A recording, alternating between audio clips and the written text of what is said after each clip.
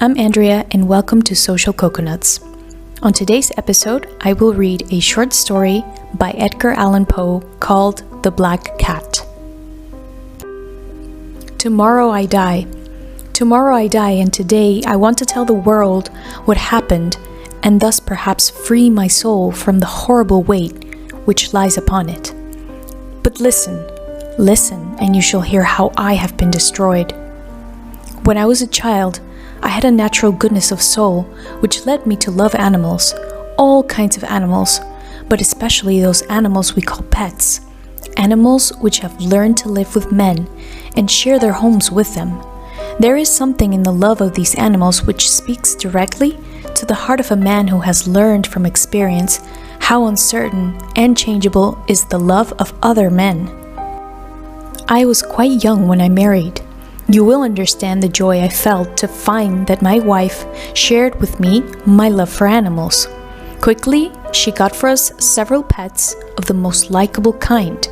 We had birds, some goldfish, a fine dog, and a cat. The cat was a beautiful animal of unusually large size and entirely black. I named the cat Pluto, and it was the pet I liked best. I alone fed it, and it followed me all around the house. It was even with difficulty that I stopped it from following me through the streets. Our friendship lasted in this manner for several years, during which, however, my own character became greatly changed. I began to drink too much wine and other strong drinks. As the days passed, I became less loving in my manner. I became quick to anger. I forgot how to smile and laugh.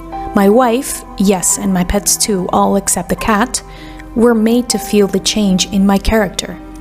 One night, I came home quite late from the inn, where I now spend more and more time drinking. Walking with uncertain step, I made my way with effort into the house. As I entered, I saw, or thought I saw, that Pluto, the cat, was trying to stay out of my way to avoid me. This action by an animal which I had thought still loved me made me angry beyond reason. My soul seemed to fly from my body. I took a small knife out of my coat and opened it. Then I took the poor animal by the neck, and with one quick movement, I cut out one of its fear-filled eyes. Slowly, the cat got well. The hole where its eye had been was not a pretty thing to look at, it is true, but the cat no longer appeared to suffer any pain. As might be expected, however, it ran from me in fear whenever I came near. Why should it not run? Yet this did not fail to anger me. I felt growing inside myself a new feeling. Who has not 100 times found himself doing wrong, some evil thing for no reason, than because he knows he should not? Are not we humans at all times pushed, ever driven in some unknown way to break the law just because we understand it to be the law? One day in cold blood, I tied a strong rope around the cat's neck, and taking it down into the cellar under the house, I hung it from one of the wood beams above my head. I hung it there until it was dead.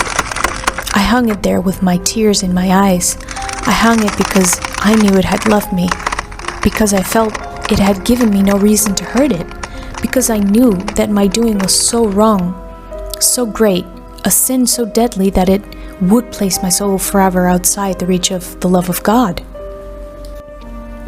The same night as I lay sleeping, I heard through my open window the cries of our neighbors. I jumped from my bed and found that the entire house was filled with fire. It was only with great difficulty that my wife and I escaped. And when we were out of the house, all we could do was stand and watch it burn to the ground. I thought of the cat as I watched it burn, the cat whose dead body I had left hanging in the cellar.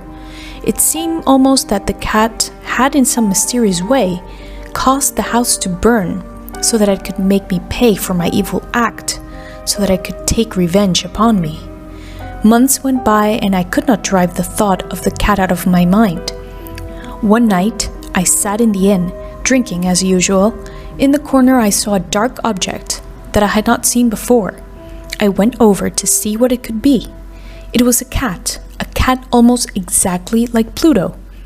I touched it with my hand and petted it, passing my hand softly along its back. The cat rose and pushed its back against my hand. Suddenly, I realized that I wanted the cat. I offered to buy it from the innkeeper, but he claimed he had never seen the animal before. As I left the inn, it followed me, and I allowed it to do so.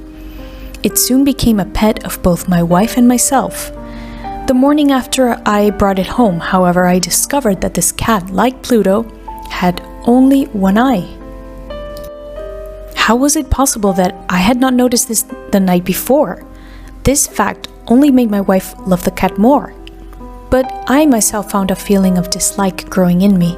My growing dislike of the animal only seemed to increase its love for me. It followed me everywhere, always. When I sat, it lay down under my chair. When I stood up, it got between my feet and nearly made me fall. Wherever I went, it was always there. At night, I dreamed of it, and I began to hate that cat.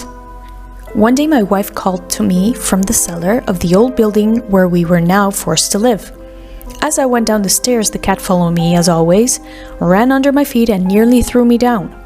In sudden anger, I took a knife and struck wildly at the cat. Quickly, my wife put out her hand and stopped my arm. This only increased my anger, and without thinking, I turned and put the knife's point deep into her heart. She fell to the floor and died without a sound. I spent a few moments looking for the cat, but it was gone. And I had other things to do, for I knew I must do something with the body, and quickly.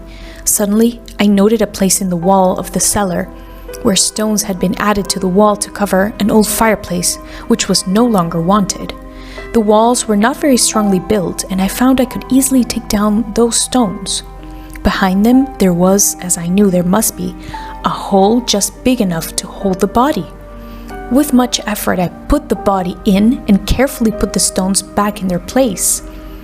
I was pleased to see that it was quite impossible for anyone to know that a single stone had been moved. Days passed. Still there was no cat. A few people came and asked about my wife, but I answered them easily. Then, one day several officers of the police came, certain that they could find nothing. I asked them in and went with them as they searched.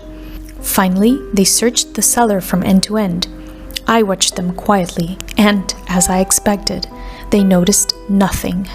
But as they started up the stairs again, I felt myself driven by some unknown inner force to make them know that I had won the battle.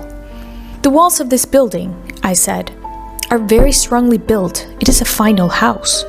And as I spoke, I struck with my stake that very place in the wall behind which was the body of my wife. Immediately, I felt a cold feeling up and down my back as we heard coming out of the wall itself a horrible cry. For one short moment, the officers stood looking at each other. Then quickly, they began to pick at the stones, and in a short time, they saw before them the body of my wife, black, with dried blood and smelling of decay. On the body's head, its one eye filled with fire, its wide open mouth, the color of blood, sat the cat, crying out its revenge.